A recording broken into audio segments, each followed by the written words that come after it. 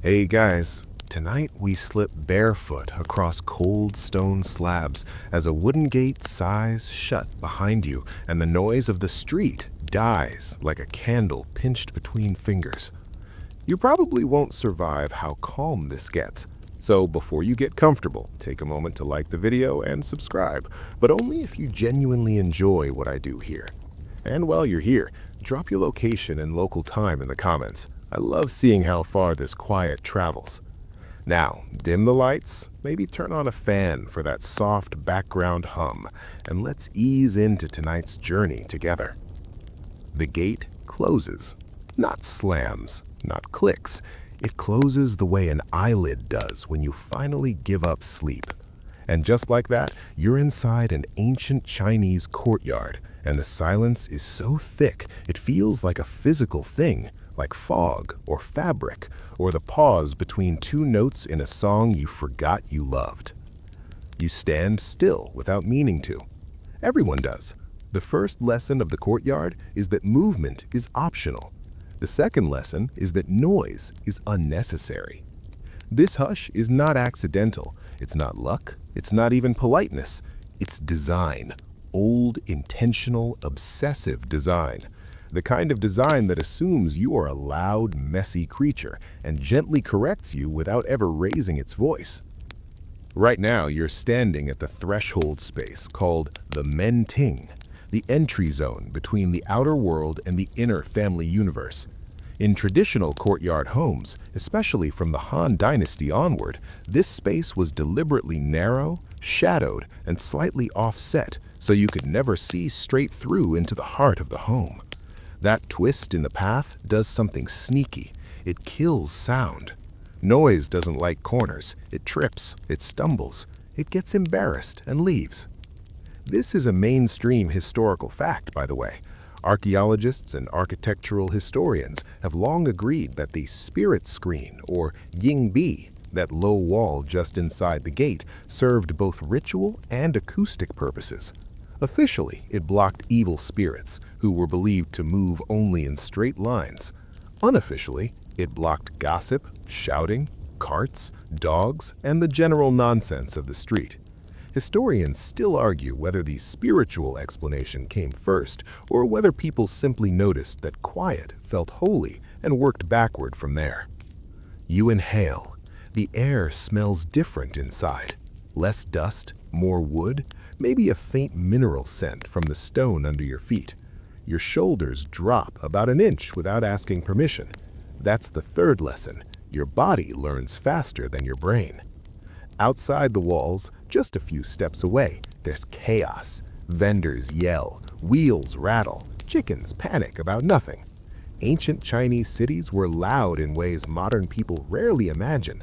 No engines, sure, but plenty of humans, animals, metal, and argument. Inside the courtyard, nothing. The quiet is so complete it almost rings. And here's a quirky tidbit you probably didn't expect.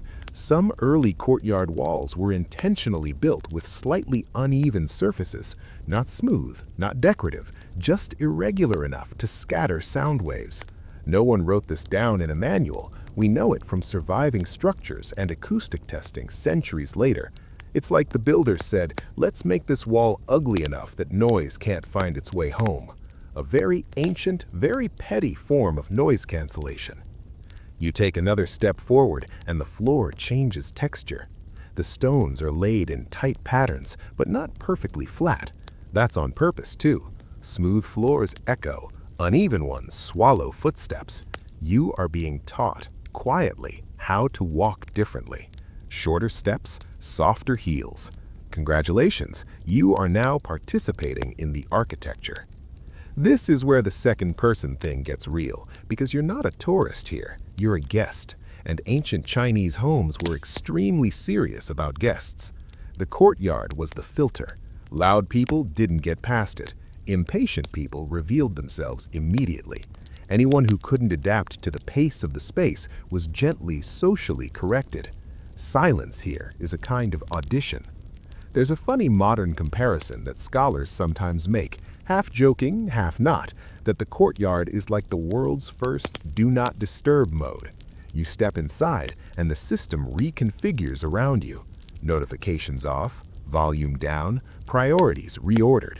Except this version runs on brick, wood, and gravity instead of software updates you keep ignoring. Look up. The sky is framed like a painting, but you don't see it all yet, just a slice. That's intentional too. Full openness comes later. For now, the space holds you in, like cupped hands around a flame. The quiet deepens. It's not empty, it's full. It's busy doing nothing. One of the oldest philosophical ideas in China is that stillness is productive. Lao Tzu wrote about it, Confucius argued with it, and everyone pretended to agree while quietly disagreeing for the next 2,000 years. But in architecture, stillness won. The courtyard doesn't ask you to be silent, it makes silence the easiest option.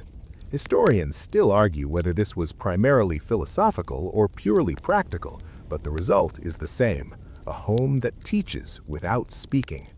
And here's your light joke for the moment, because even in deep historical calm, we can't be too serious. If ancient Chinese builders had invented open-plan living, they would have immediately apologized and rebuilt everything. Loud kitchens, echoing halls, no walls between arguments? Absolutely not. The courtyard is a firm architectural no thank you to all of that. You notice something else now. Even your thoughts are quieter. Not gone, just less shouty. This is the part people rarely talk about when they talk about ancient homes, the psychological acoustics. You're not just protected from noise, you're protected from urgency. The space tells you there is time. There has always been time. There will continue to be time. That feeling, the slow stretching of seconds, is why courtyards were so quiet. Not because people were better, not because the past was calmer, but because silence was engineered at the very first step, at the threshold, at the moment of entry, before you even knew you needed it. You take one more step forward, deeper in, and the gate behind you feels impossibly far away now, like a past life. The street might as well be a rumor. The quiet holds, steady and deliberate, waiting for you to notice that it isn't fragile at all. It's strong, it's ancient, and it's just getting started. You move farther in, and the silence doesn't thin. It thickens. It presses softly against your ears like warm water, and you realize something unsettling and comforting at the same time. The walls are doing most of the work now. Not metaphorically, literally. These walls were built to eat sound. You run your fingers along them. The surface is cool, slightly rough, and uneven in a way that feels intentional, like the texture of handmade pottery. These are not decorative walls, they are functional beasts, stacked layer by layer from rammed earth, brick, and stone, sometimes nearly a meter thick. That thickness matters. Sound hates mass. It hits, shudders, and gives up. The courtyard walls don't echo, they absorb. They are architectural earplugs. This is one of those mainstream historical facts that gets overlooked because it sounds boring on paper. Traditional Chinese courtyard walls were engineered for insulation, thermal and acoustic. In northern China, especially in Beijing's Saihe Yuan homes, rammed earth cores were packed so tightly that winter winds and summer noise both died on impact. The same wall that kept you warm at night kept your neighbor's argument out of your dreams. And you start to feel it now, the way the outside world becomes hypothetical. The walls are high enough that you can't see the street and thick enough that you can't hear it. This is the ancient version of airplane mode, except no one can reach you, no one expects to. Here's a quirky tidbit that always makes historians smile. Some surviving walls show evidence of being repaired again and again, not because they were weak, but because families kept adding layers over generations. Each generation wanted it quieter.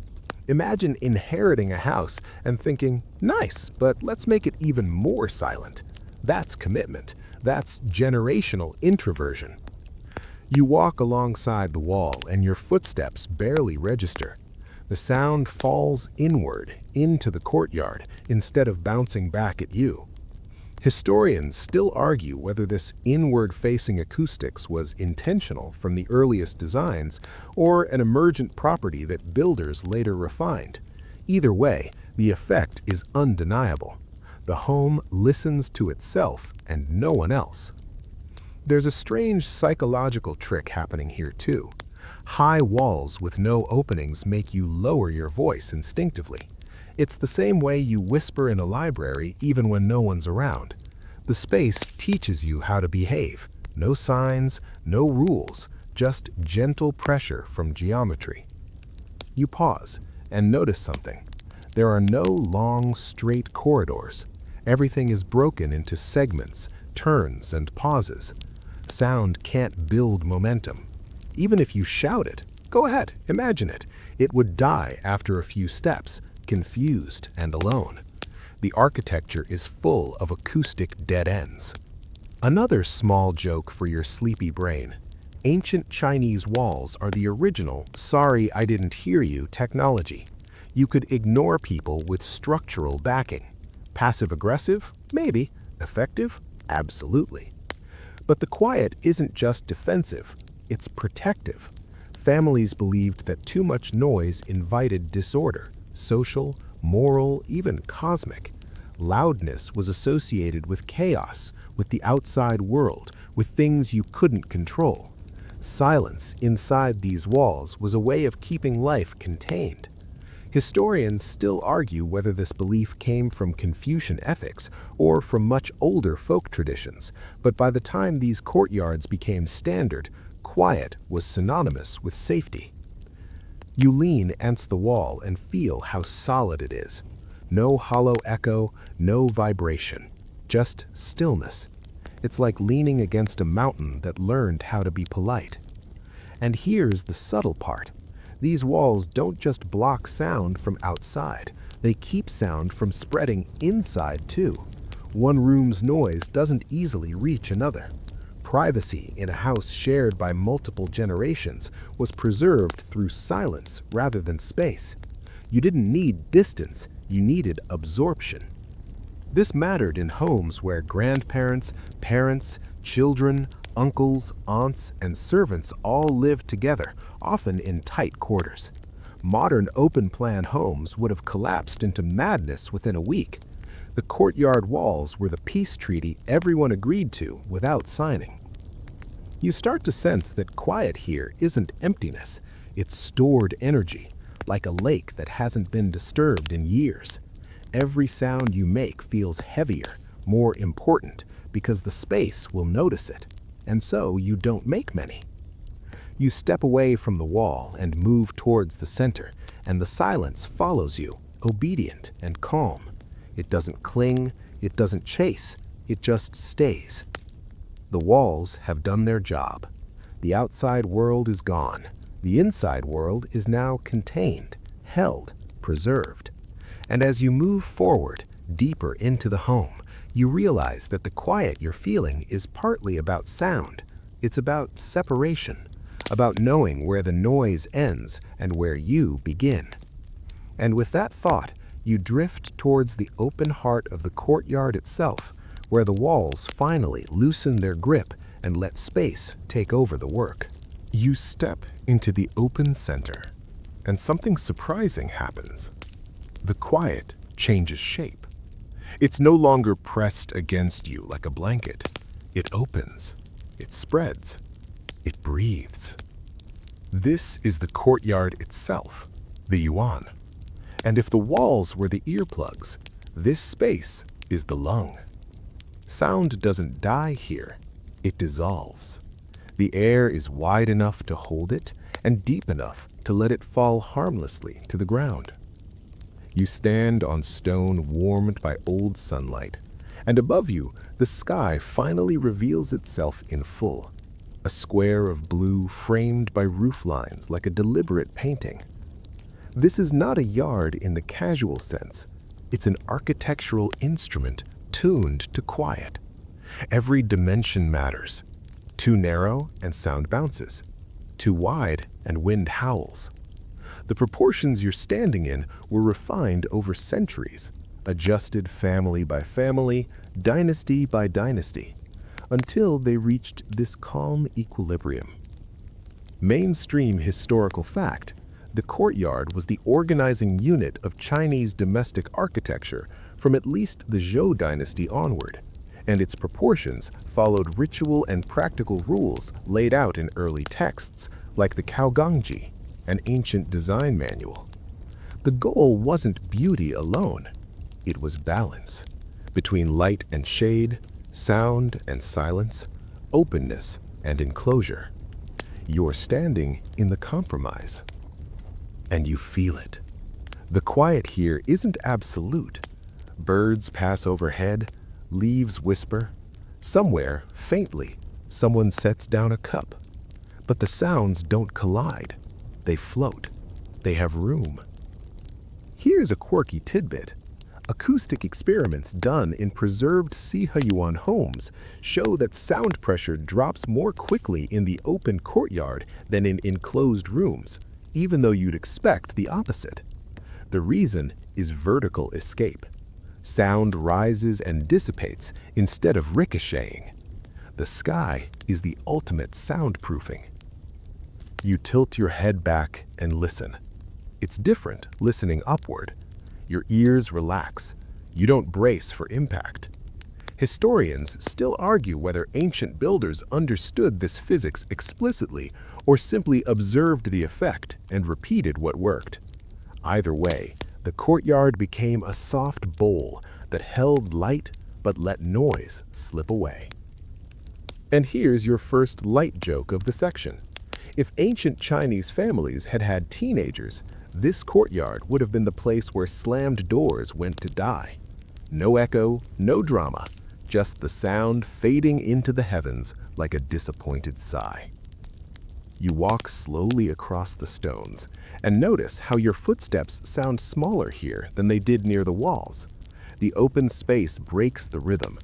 There's no corridor to amplify your stride. You instinctively slow down. Again, the architecture wins. The courtyard also controls time. In the morning, it fills with light and bird calls. At noon, it's bright and still. In the evening, shadows stretch and the world gets quieter, as if the space itself is winding down. Silence isn't constant, it's rhythmic, and rhythm is easier to live with than emptiness. Families used this space for everything: drying grain, teaching children, mending clothes, performing rituals, drinking tea, arguing quietly, reconciling quietly, aging quietly. The courtyard heard it all and told almost no one. It was a social buffer as much as an acoustic one. There's an old saying, half poetic, half practical. A good courtyard is one where you can hear your own breath. You try it now. You inhale, you exhale. And yes, there it is, the faint sound of air moving past your teeth, a private noise the world usually steals from you. Historians still argue whether courtyards were primarily designed for climate control, social order, or spiritual harmony. The truth, like the space itself, is probably in the middle. Quiet is never just one thing. It's a byproduct of many intentions overlapping until silence becomes the easiest outcome. You notice the drains along the edges of the stones, shallow grooves that carry rainwater away. They also break up sound. Running water never splashes loudly here. It slides. It murmurs. Even storms are taught manners. Second light joke, just for balance. If you tried to host a loud party here, the courtyard would simply refuse. The music would float up, get tired, and leave. Guests would start whispering without realizing why. Someone would apologize for no reason. It's that kind of place. You pause in the center and realize that the quiet is not empty at all. It's full of small, gentle sounds that never overlap enough to become noise. This is curated calm, composed silence, an ancient playlist on repeat. And as you stand there, listening to almost nothing, you feel something rare in the modern world. Your mind stops scanning for threats, interruptions, alerts. It rests. The courtyard holds it, just like it holds sound, loosely, kindly, without gripping. The walls did their part, the threshold taught you, but this space, the open heart, is where the quiet becomes livable. It's where silence stops being absence and starts being comfort. You take a slow breath and step towards the edge where stone meets water and where the next layer of hush is waiting. You hear it before you see it, the softest sound in the whole compound. Not silence exactly, but a suggestion of motion, a whisper that almost isn't there. Water. It's tucked into the corner of the courtyard, a shallow pond or narrow channel edged with smooth stone. No splashing, no trickling theatrics, just a slow, deliberate movement, like time itself stretching its legs. You kneel and the sound becomes clearer, not louder, just closer. This is intentional. Water here isn't for noise, it's for control. Mainstream historical fact. Water features were common in courtyard homes from the Tang dynasty onward, especially among wealthier families, and they were carefully designed to calm rather than impress. The depth, flow, and stone lining were chosen to avoid echo. Loud fountains were for gardens and palaces. Homes wanted murmur. And murmur is what you get. The sound of water moving over stone is irregular, but gentle. It masks sharper noises, the accidental cough, the dropped cup, the whispered argument. Modern acousticians call this sound masking. Ancient builders just called it common sense. Here's a quirky tidbit that feels almost too clever to be true. Some scholars believe certain courtyard channels were shaped to create white noise-like frequencies, similar to rainfall, which humans find naturally soothing.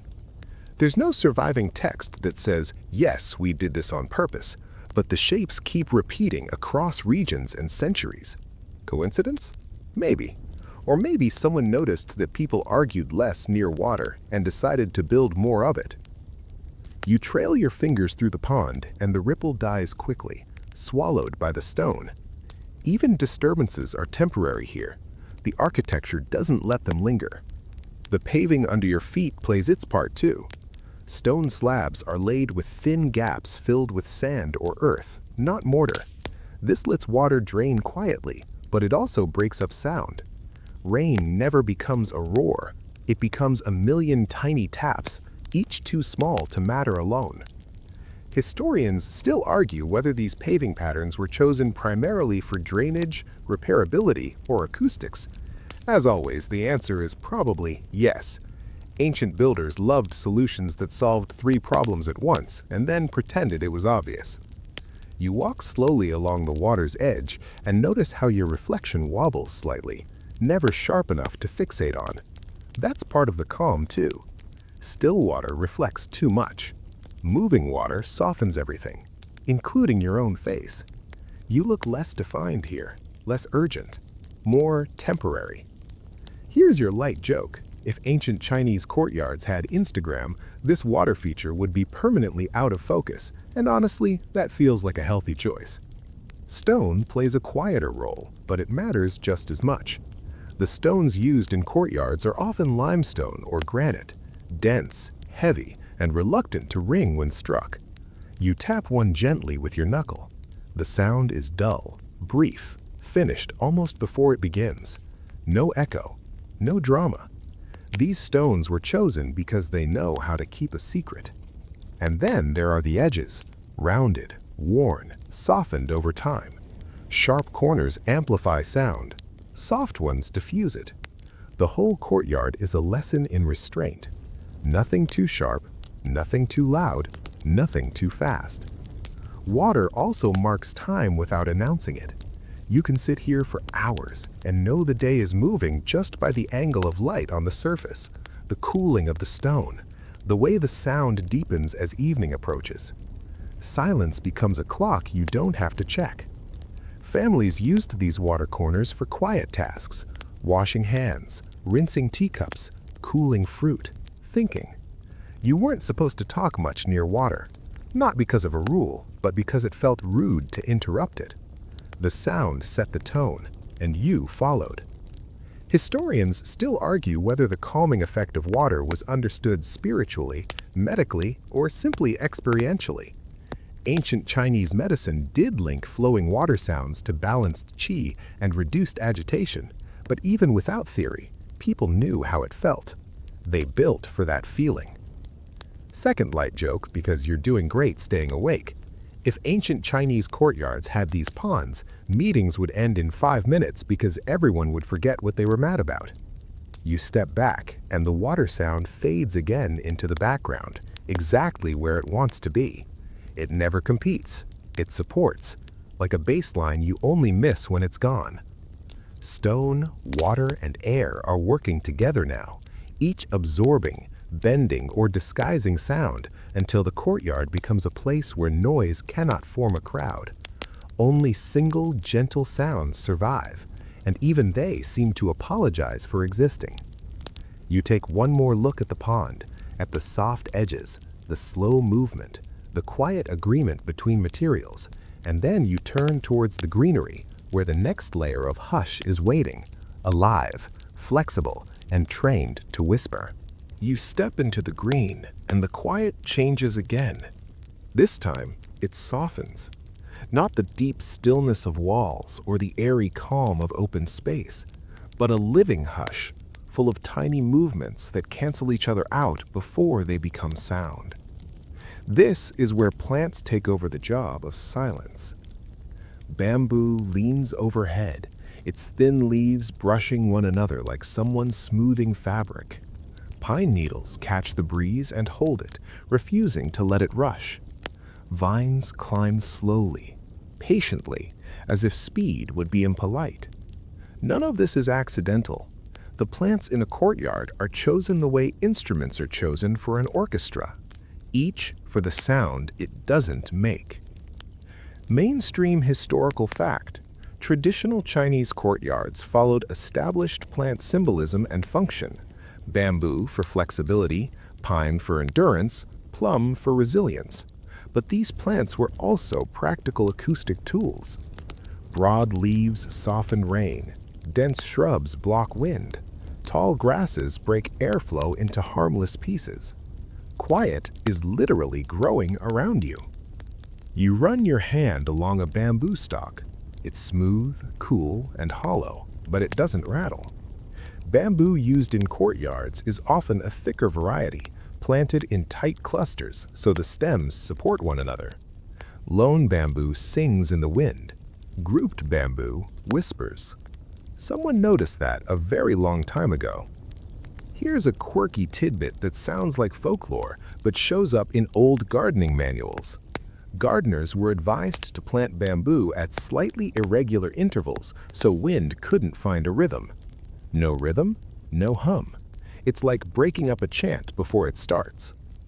You listen and realize that the plants are constantly moving, but never loudly. They absorb, scatter, and disguise sound the same way moss does on a forest floor. Even your footsteps feel smaller when you step near the greenery, as if the ground itself is trying to help you be quiet. Historians still argue whether these plant choices were primarily symbolic or environmental. Did people plant bamboo because it meant integrity or because it made the courtyard calmer? The answer, as always, is both. Ancient design loved double meanings. Silence was more convincing when it had a moral story attached. There's also an emotional effect happening here. Greenery signals safety. You relax more. Your breathing slows. Your voice, if you use it at all, drops without you noticing. Plants don't shush you. They invite you to match them. Second light joke. This is the ancient equivalent of putting lo-fi beats to relax to on loop, except it's photosynthesizing. The wind is different here too. Outside the walls, it rushes, pushes, complains. Inside the courtyard, it's filtered. Leaves catch it, stems redirect it. By the time it reaches your ears, it's lost its edge. Even storms sound polite by the time they pass through the green. There's a reason courtyards rarely used flowering plants that drop heavy petals or seed pods. Those make noise when they fall. Instead, flowers were small, light, or seasonal, appearing briefly then vanishing without fuss. Beauty here was trained not to announce itself. You pause near a small plum tree, its branches thin and patient. In winter, it would bloom against snow, silent and stubborn. In summer, it would do almost nothing at all. That restraint was admired. Loud growth was vulgar. Quiet persistence was ideal. And then there's the smell. Plants change acoustics indirectly by changing how you feel. A courtyard that smells of damp earth, resin, and leaves encourages stillness. You don't rush, you don't shout, you just exist. The architecture handles the rest. Historians still argue whether ancient people consciously understood this psychological loop or simply built what felt right and kept repeating it. Either way, the result is a space where silence is maintained by life itself, not just stone and rule. You brush past a vine, and it sways once, then settles. Even movement knows when to stop here. Third light joke, because you've earned it. If your houseplants are loud, you're doing it wrong. The plants are the softest layer of the courtyard's quiet system, but maybe the most important. Walls block sound, space dissolves it, water masks it, but plants teach you to stop making it. They slow you down, calm you, and make silence feel natural rather than enforced. As you step away from the greenery, you realize something subtle. The courtyard is no longer doing the work alone. You are helping now. You're quieter on purpose. You're moving carefully. You're listening instead of filling the air. And ahead, above you, the roof lines curve like raised hands ready to catch rain, bend sound, and continue the lesson. You tilt your head up, and for the first time you really see the roof. Not just the tiles, but the way it reaches outward, leaning into space like it's trying to protect the air itself. The eaves stretch far beyond the walls, casting long shadows that shift slowly across the courtyard floor. And in that shadow, sound changes again. These roofs are not just shelter. They are acoustic devices. Broad eaves catch rain before it can strike the ground too hard. Curved tiles guide water into orderly streams instead of chaotic splashes. Even thunder, when it comes, arrives softened, broken into pieces by the layered edges of clay. Mainstream historical fact: traditional Chinese roofs were built with extended eaves specifically to control rainwater and temperature, but they also had the side effect, perhaps intentional, of reducing noise by preventing direct impact of rain on the ground near living spaces. Rain on open stone is loud. Rain on tile, then air, then water channel is a whisper by comparison. You listen as a drop falls from the edge of the eave into a waiting channel. Plink. Gone. No echo. The roof has done its job. Here's a quirky tidbit. Roof tiles were often laid with tiny intentional gaps, just enough to let air move but not enough to whistle.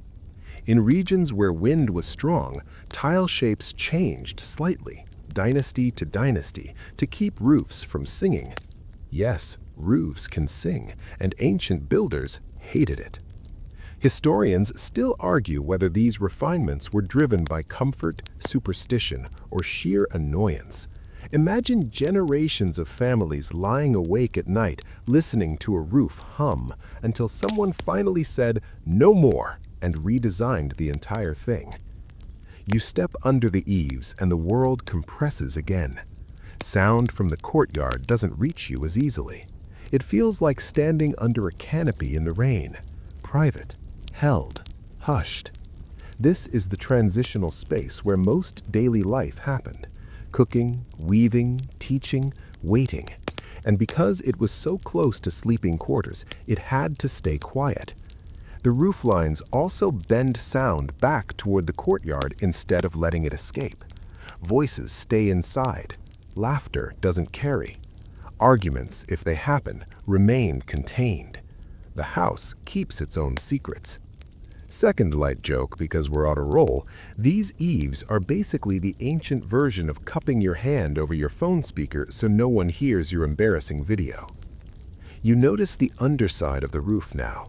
The beams, the brackets, the painted patterns. They're beautiful, but not smooth. The carved surfaces break up sound waves, scattering them so they never build into echoes. Decoration doubles as acoustic treatment.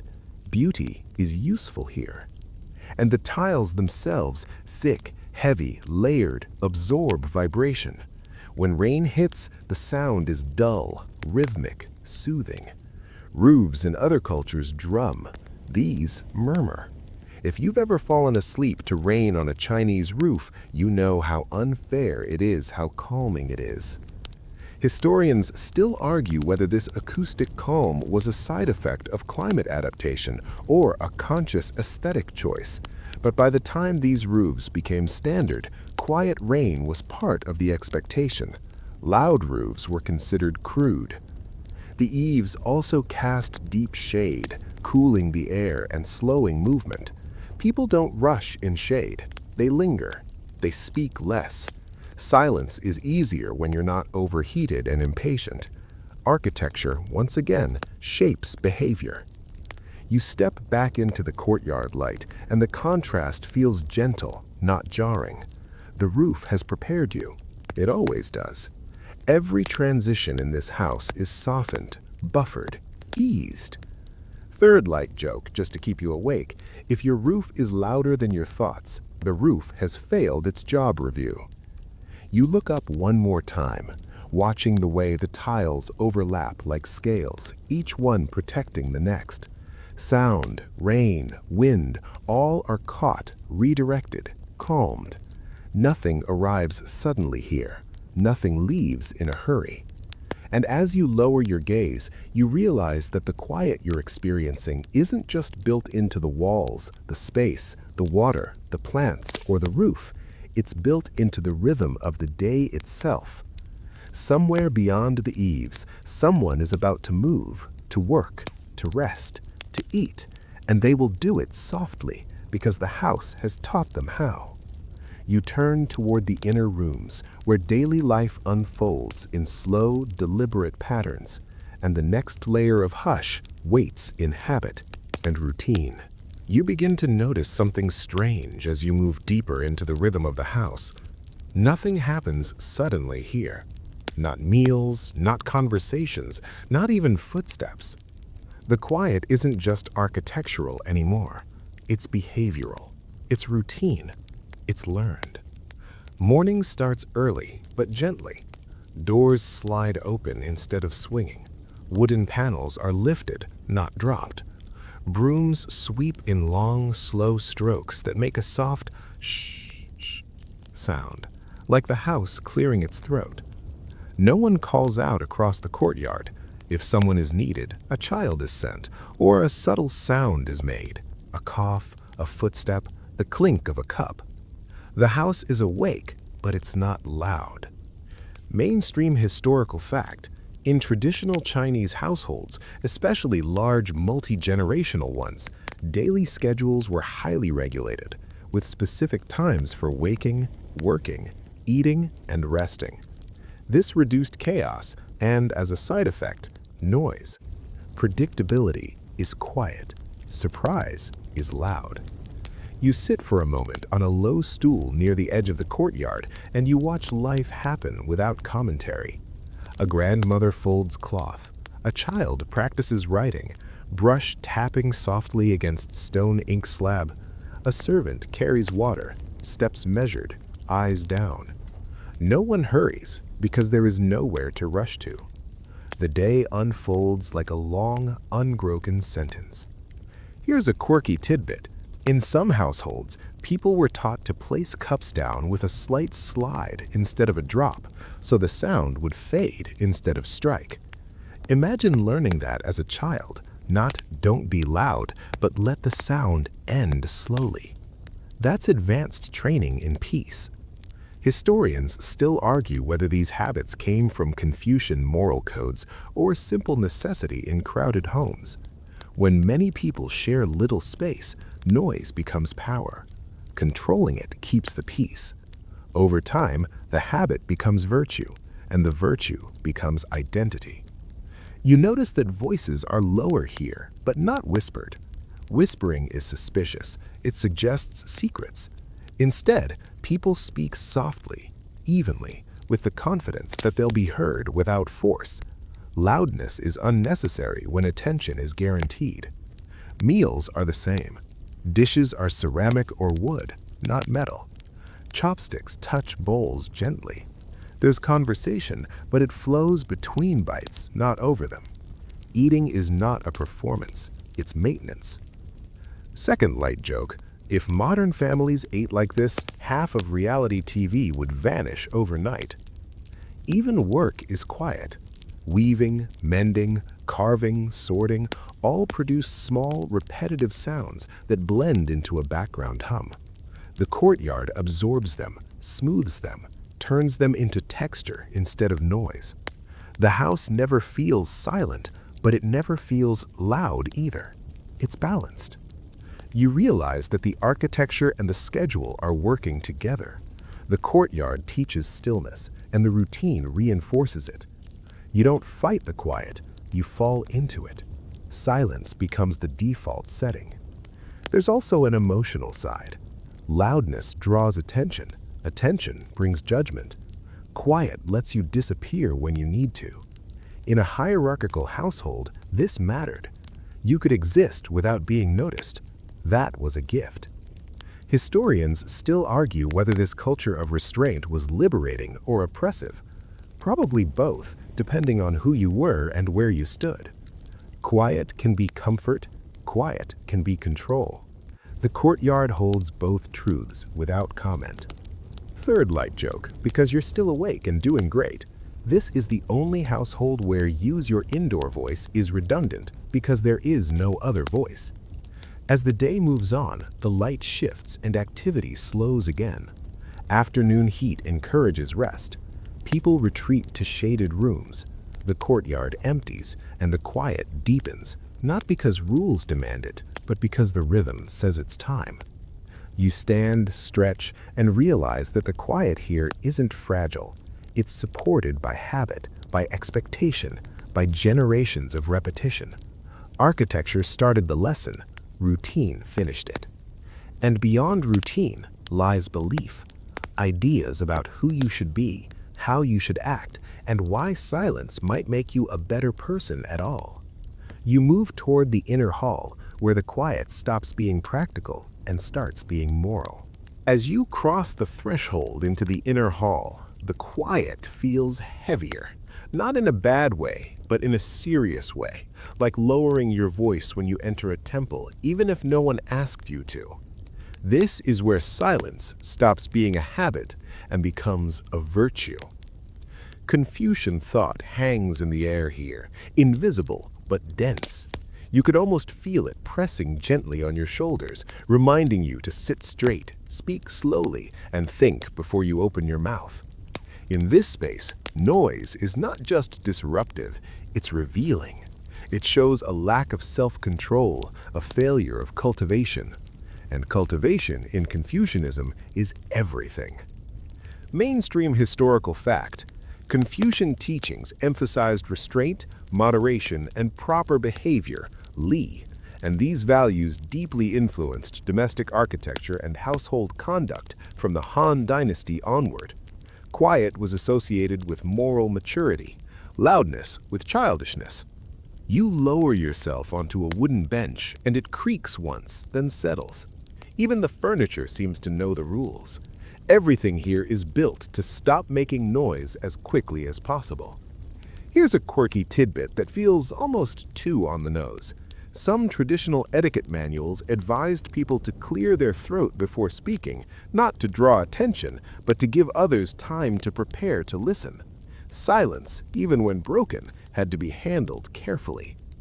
Historians still argue whether Confucianism shaped architecture or whether existing architectural practices were retroactively moralized. Did people build quiet homes because they believed in quiet virtue, or did they believe in quiet virtue because their homes made noise feel wrong? The feedback loop is impossible to untangle. You look around and notice how the space discourages excess. The hall is symmetrical, balanced, predictable. Nothing surprises you. Surprise is loud, predictability is calm. Your body relaxes into the order. In this moral landscape, silence becomes self-discipline made audible, or rather inaudible. Speaking only when necessary was a sign of wisdom. Listening was a form of respect. Even laughter was expected to be contained, like steam released slowly so the pot wouldn't crack. Second light joke, because Confucius would probably tolerate one. If ancient philosophers had comment sections, they would have turned them off immediately. Children were trained in this silence from a young age, not by scolding, but by imitation.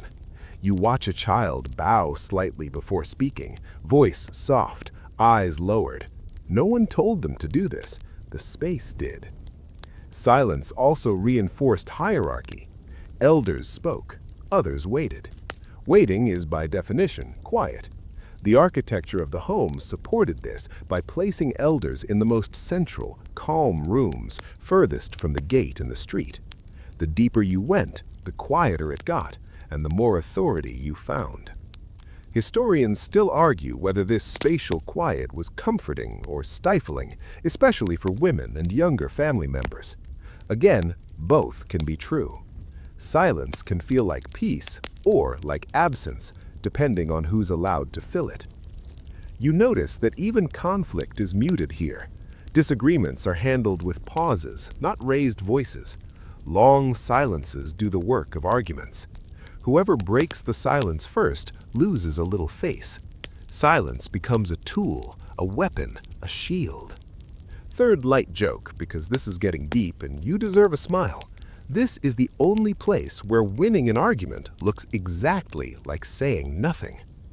You feel the weight of it now, the way silence presses inward, shaping thought, slowing reaction, encouraging patience. This isn't just acoustic design, it's moral engineering. And yet, it works. The courtyard, the walls, the roof, the plants, the routines, all of it converges here in this still inner space to turn silence into a shared value, a kind of social glue. But moral silence alone can't run a household. Practical life still needs communication, coordination, and timing. And shouting is off the table. So the house develops a new language, soft, subtle, almost invisible. You rise and listen more closely now, ready to hear how people speak without speaking at all. You start to notice the signals once you know to listen for them. They're everywhere, hiding in plain sight, replacing words with motion and sound so small they barely register as noise. This house communicates like a whisper network, and once you're tuned in, it's impossible to miss. A door slides halfway open and pauses. That's a question. Footsteps stop outside a room. That's a request. A teacup touches the table twice, softly. That's an answer. No one announces themselves. No one calls out. The house hums with information, but it never raises its voice. Mainstream historical fact. Large traditional Chinese households relied heavily on nonverbal communication, especially among servants and younger family members, to maintain decorum and quiet. Bells, clappers, and even vocal calls were often avoided inside the inner compound. You watch a servant cross the courtyard, steps light, eyes forward. She carries a tray of bowls, balanced perfectly, and the only sound is ceramic kissing ceramic for a brief second before going still. This is skill, not silence. This is training. Here's a quirky tidbit that feels like something from a spy movie. In some households, specific patterns of footsteps were used to signal identity. The way someone walked told you who was coming before you saw them. No names needed, no noise wasted. Historians still argue whether these systems evolved naturally or were formally taught, but the consistency across regions suggests deliberate practice. When shouting is taboo, creativity fills the gap. You begin to understand that quiet here is not the absence of communication, it's the refinement of it. Everything unnecessary has been stripped away. What remains is efficient, elegant, and almost invisible. You hear a faint wooden knock, 3 quick taps, then nothing. That's not someone at the door, that's someone letting you know they passed by. A presence acknowledged without interruption. You nod to no one, but it feels correct. Second light joke, because you're still here and still awake. If modern group chats worked like this, they'd be empty and somehow still efficient. This system also protects hierarchy. Superiors never need to raise their voices. Inferiors never need to speak loudly. The quiet reinforces order without enforcement. It's social architecture layered on top of physical architecture. You start to hear the courtyard differently now. It's not silent, it's coded. Every small sound means something. The water murmur, the leaf rustle, the distant footstep, they're all part of the language of the home, a language that only works if everyone agrees to keep it soft. And they do because the alternative is noise, and noise is disorder, and disorder is dangerous in a world where many people share little space. As you step back toward the center, you feel how the entire system holds together. Walls block, space dissolves, water masks, plants soften, roofs bend, routines pace, morals restrain, and signals replace shouting. It's a masterpiece of quiet engineering. But now, as you approach the outer wall again, you hear something faint, distant, and growing louder with each step. The city is waiting. The sound hits you before the sight does. A layered roar, distant but unmistakable. Voices overlap, wheels grind, metal rings. Somewhere, someone is selling something loudly enough to make sure you know it exists. The city has never stopped. You just forgot it was there. You pause near the inner gate, and the contrast feels almost unreal. Inside the courtyard, the air still holds its breath. Outside, the world is clearing its throat and preparing to shout. This is the line. This is where quiet ends on purpose. Mainstream historical fact. Traditional Chinese cities were dense, mixed-use environments where commerce, residence, animals, and industry coexisted with very little zoning. Streets were noisy, crowded, and active from dawn until late night. The courtyard home was a deliberate retreat, a sealed pocket of calm inside constant urban motion. You slide the gate open just enough to peek through, and sound pours in like water. Not all at once, filtered, slowed by the entry passage, but enough to remind you why the walls mattered. Without them, the courtyard would be swallowed whole. Here's a quirky tidbit. In some cities, household gates were designed with thick wooden panels and padded joints, not just for security, but to muffle street noise when closed. Gates weren't doors, they were volume controls. Historians still argue whether the rise of courtyard homes was primarily a response to urban density or a cultural preference that later shaped cities. Did noisy cities force quiet homes, or did quiet homes allow noisy cities to function? It's another loop with no clear beginning. You step fully into the gate passage and feel the sound change again. The walls pinch it, break it, make it behave. Even the city's chaos becomes manageable when filtered through layers of design. The house doesn't deny the world, it negotiates with it. You think about how modern homes try to do the same thing with double-glazed windows, white noise machines, and noise-canceling headphones. The difference is that this house doesn't need to be plugged in. It was born this way. Second light yoke. The ancient Chinese courtyard is basically the original mute everything except essentials setting, and it never crashes. You close the gate again slowly, and the sound recedes like a tide going out. Silence flows back in, filling every corner, restoring order. The contrast is almost physical, like stepping from sunlight into shade. This is why courtyards were so quiet, because they had to be. They weren't luxury, they were survival. They were the only way to carve peace out of density without leaving the city behind. You turn away from the gate, and the courtyard welcomes you back without comment. No judgment, no relief. Just the same steady calm waiting where you left it. And yet, something has shifted. Now you understand the quiet not as absence, but as resistance. The courtyard is pushing back against the world, one wall at a time. You walk deeper inside again, and the city fades to a memory. The house holds. The silence holds. Ahead, the seasons are about to change, and with them, the way quiet is kept. The air changes first. You feel it before you hear anything. Cooler, heavier, moving differently. Seasons arrive quietly in a courtyard, not with announcements, but with adjustments. And each season brings its own version of silence, engineered and maintained like a living system that never stops adapting.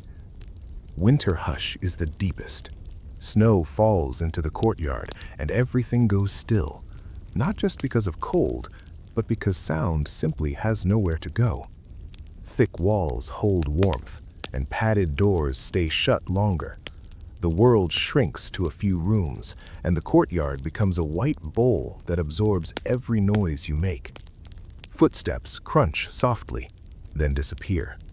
Breath becomes the loudest sound, and even that fades. Mainstream historical fact: traditional courtyard homes were designed to be seasonally flexible. Rooms were used differently depending on weather, and doors, screens, and hangings were adjusted to control temperature, light, and sound. Winter arrangements prioritized enclosure and insulation, which also deepened quiet. You imagine heavy fabric screens being pulled across openings, trapping warmth and muting echoes. Paper windows glow but don't speak. Fire crackles low, contained, never roaring. Winter silence is not empty, it's padded. Spring arrives like a question. The courtyard opens up again. Screens lift. Doors stay ajar. Sound increases, but gently.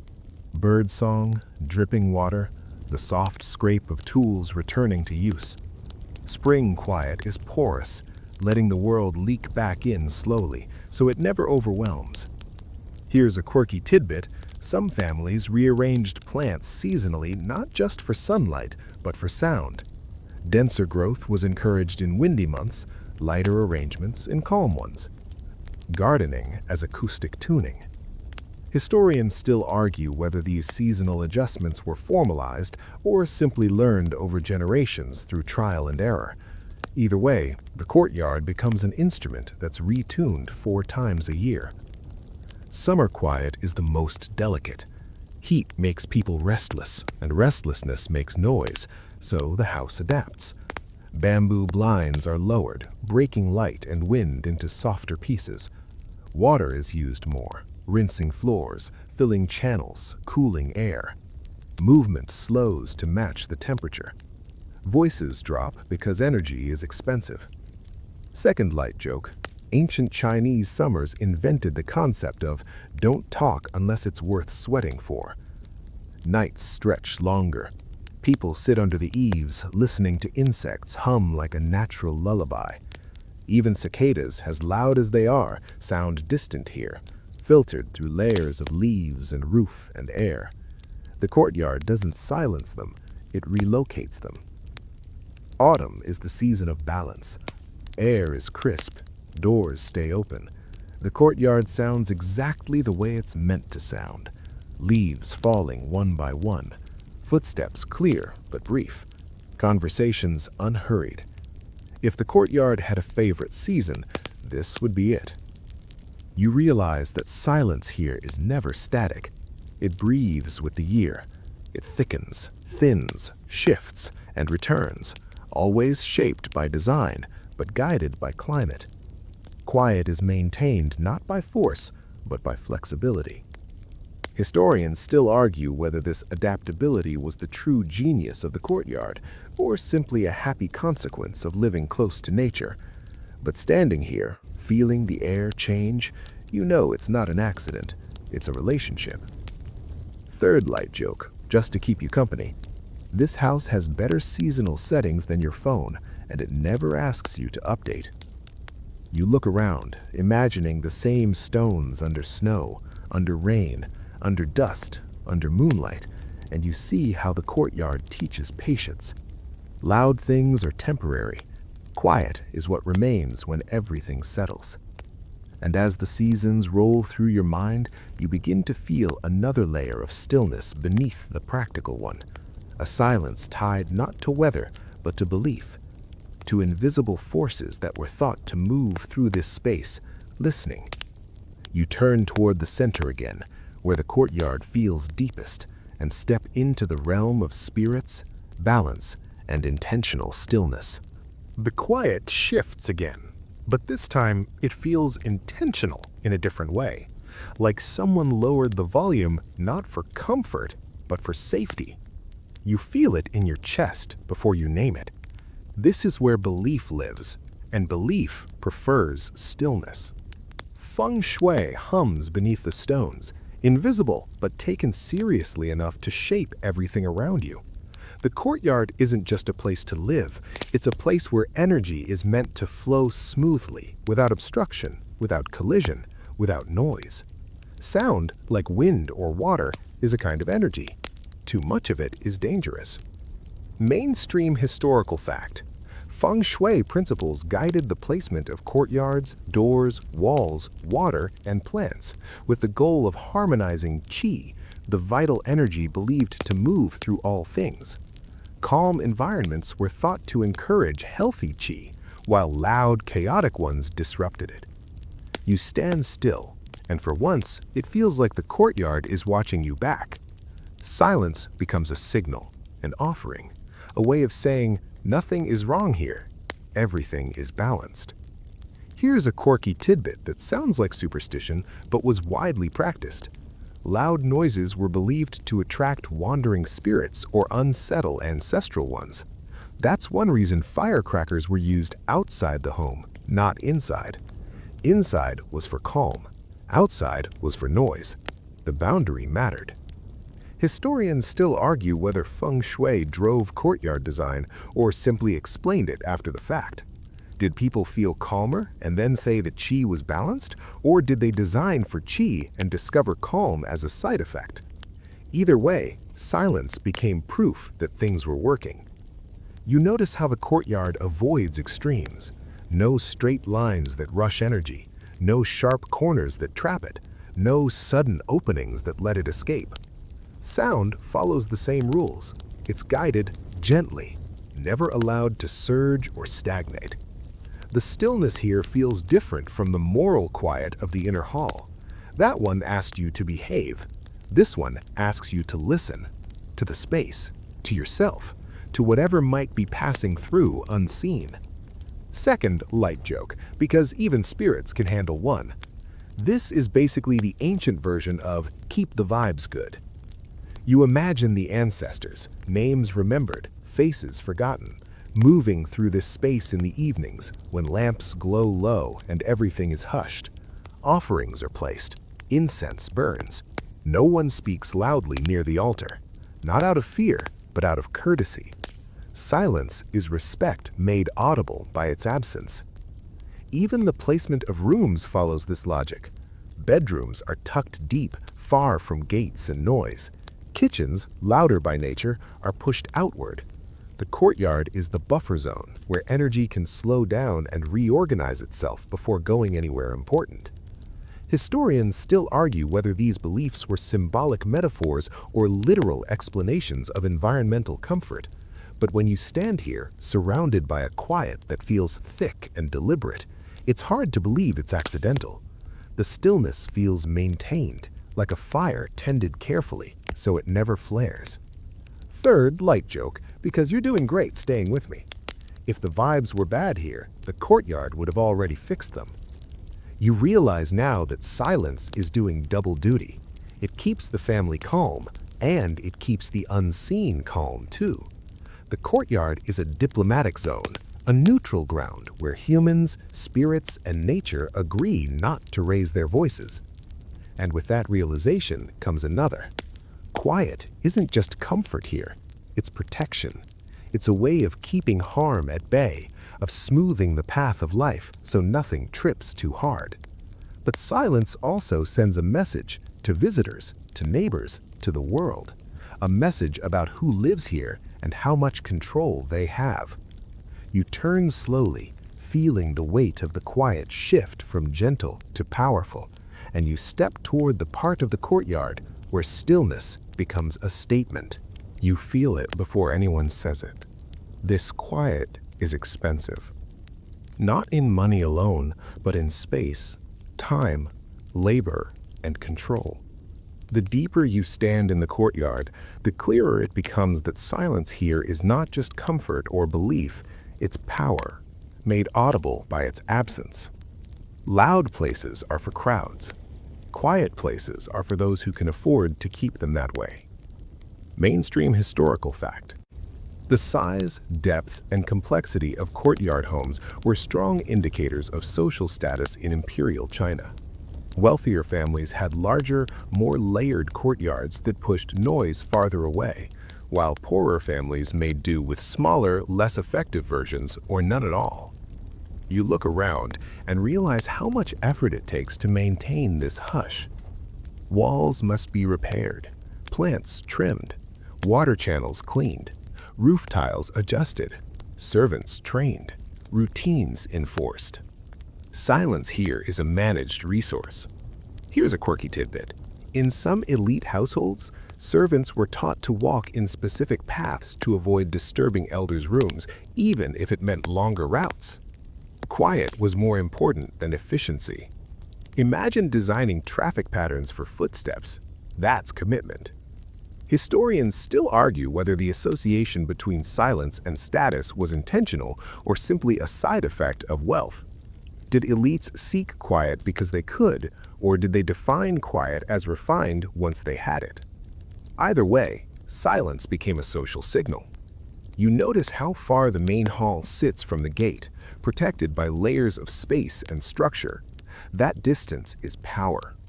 Noise from the street never reaches the people who matter most. The hierarchy is written in decibels. Even the quality of silence differs. In outer rooms, sound lingers a little. In inner rooms, it disappears almost immediately. You can feel where you're allowed to be loud or not just by how the air responds. Second light joke. This is the original VIP section, and the bouncer is architecture. Quiet also creates mystery. When you can't hear what's happening, you assume importance. The less noise a space makes, the more significant it seems. Rulers understood this. Officials understood this. Families understood this. Silence was authority without explanation.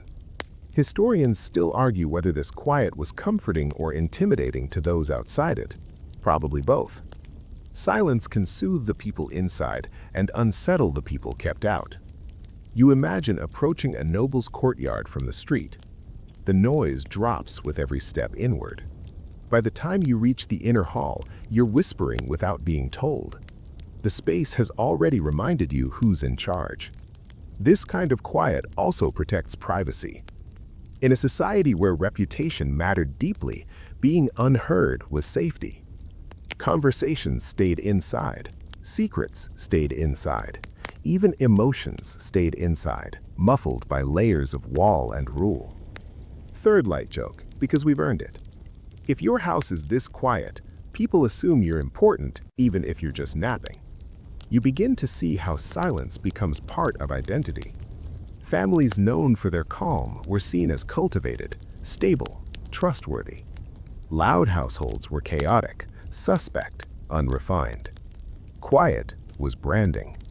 And, like all brands, it had costs.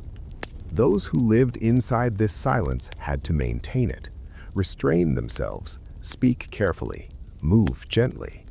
Silence gives power, but it demands discipline in return. As you stand there, you feel the quiet press a little more firmly, no longer just holding you, but shaping you. This is the stillness of control, and it's different from comfort, different from belief, different from habit. It's intentional, strategic, and deeply human. But no system lasts forever. Even the strongest walls erode. Even the quietest spaces eventually let sound in. You turn, and somewhere far off, a new noise is approaching, one the courtyard was never designed to handle. At first, it's subtle, a vibration you feel more than hear, a hum that doesn't belong to wind, water, or insects. It's irregular, impatient, mechanical. The courtyard doesn't know what to do with it, and you can sense that confusion in the way the quiet falters, just slightly, around the edges. This is modern noise, and it doesn't play by the old rules. Mainstream historical fact. In the late Qing dynasty, and especially through the 20th century, urban modernization, roads, factories, radios, engines, began to overwhelm traditional courtyard homes. Many sihuyan were subdivided, shared by multiple families, or altered to accommodate new infrastructure, breaking their acoustic integrity.